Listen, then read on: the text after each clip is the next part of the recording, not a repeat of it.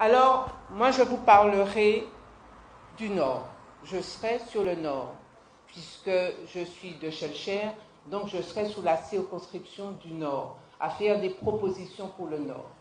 Le Nord, d'abord, ce sera un développement d'activité. Je ne dis pas un développement économique, mais un développement d'activité. Il y a eu beaucoup d'initiatives qui ont été prises, malheureuses, plus ou moins abouties, moins abouties, pas abouties du tout, peu importe.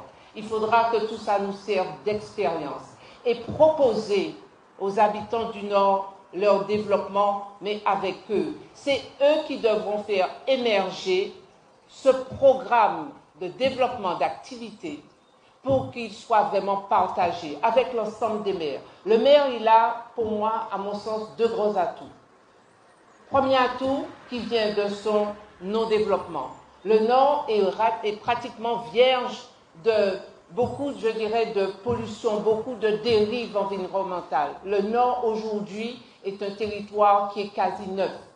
Il faut le préserver, développer l'activité en préservant cet environnement et faire en sorte que les maires puissent eux-mêmes prendre leur destin en main, qu'on puisse avoir des projets qui soient mutualisés. On ne peut pas tout faire dans une commune. Il faut qu'on ait des projets qui soient partagés et qui émergent des maires. On sait le faire. Je ne sais pas si vous avez remarqué, les 3 femmes maires de la Martinique sont au nord.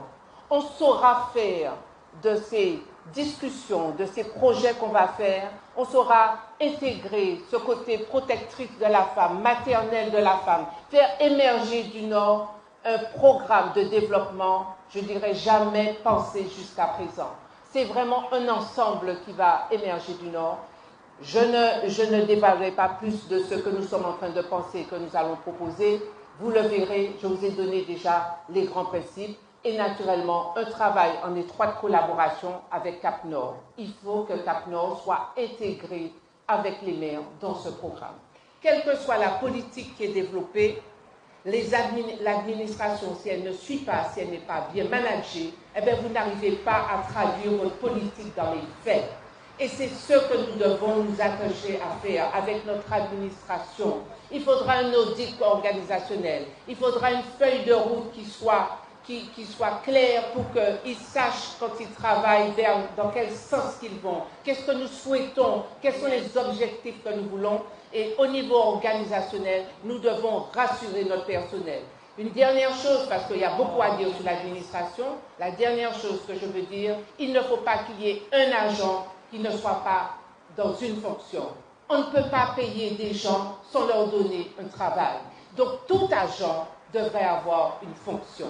C'est ça le changement. Moi, je suis déjà dans le temps d'après et c'est sur ces 3 points-là que je voulais vous parler, que je suis en train de travailler et c'est vrai qu'ils me préoccupent essentiellement. Je vous remercie.